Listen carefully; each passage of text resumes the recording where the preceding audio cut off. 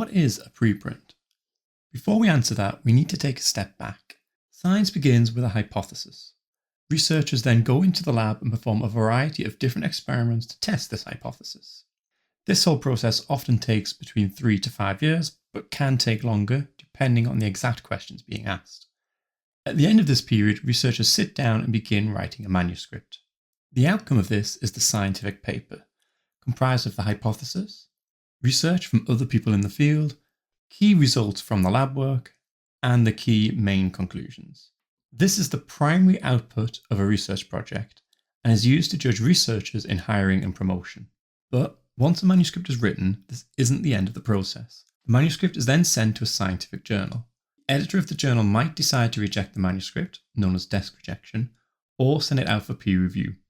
Normally 3 or more peer reviewers will then read the manuscript and make suggestions and comments for improvement. They also often make recommendations to the editor, either accept or reject. If they choose to reject the manuscript, then it goes back to the authors. The authors must then send it to a different journal where this process repeats, often with a completely different set of reviewers. This process can repeat endlessly in a wasteful cycle until finally a journal decides to accept the manuscript. And this whole process takes an average of 4 to 6 months, but can take significantly longer. This is a highly inefficient process. It's also wasteful, requiring hours of effort from multiple reviewers who often don't see other reviews and don't know how many other people have already reviewed the manuscript. This process is estimated to cost $6 billion globally, and the whole process is highly exploitative of free labour provided by academics. Robert Maxwell even once remarked that this system was a perpetual financing machine. Worse still, all of this occurs behind closed doors. It's difficult to research the process to understand if it works well or not. Nobody knows how many times any given paper has been reviewed, or if the authors even modified the manuscript in response to comments. And these doors are locked. To read a scientific paper, the authors, institutions, and readers may need to pay the publisher for access. And so we have this wasteful, inefficient system that is occurring behind closed doors that takes a long time for research to become public and then costs excessive amounts of money to access. But what if there is a better way? What if we could instead unlock and open that door and do everything transparently, with no costs to authors or readers? A system that makes research public within days, not months. Well, that's exactly what preprints enable.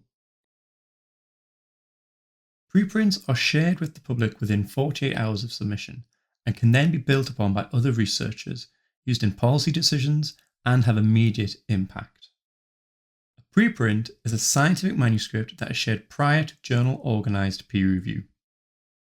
This is the author's version of an article that is permanent, citable, free to authors and readers, and are mostly always complete manuscripts. Preprints can also be peer-reviewed from a range of journal independent services. Importantly, a number of studies now show that preprints are comparable to the peer-reviewed literature. Preprints are not rushed work. Authors only post a preprint when they believe their work is ready to be shared. Studies comparing preprints to the published versions consistently find limited and minimal differences. Preprints are also not preliminary work.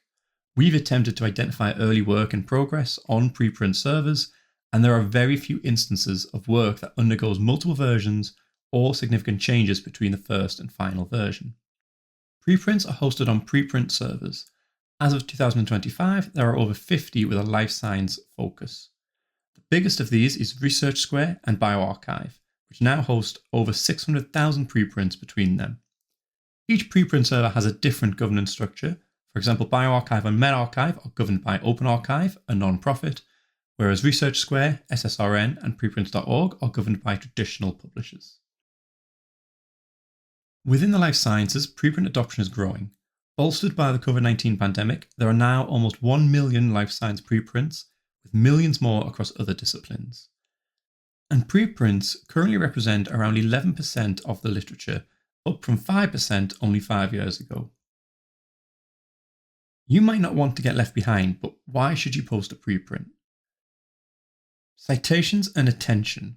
Posting a preprint is associated with an increase in the attention and citations that your work gets. Preprints are also great for proving productivity in fellowships, jobs, and grants.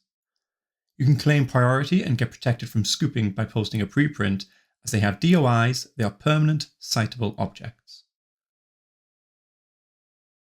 But preprints don't just benefit you, they also enable a range of innovation both within scientific publishing and more broadly. Preprints help early career researchers in expanding their CVs and demonstrating productivity and wider writing skills. Preprints enable experiments in peer review and how readers determine the trustworthiness of an article. Preprints open the door to wider experiments in academia, from what counts as a research output to how we assess researchers in hiring and promotion. And preprints represent the best way to improve publishing, trust in research, and academic culture.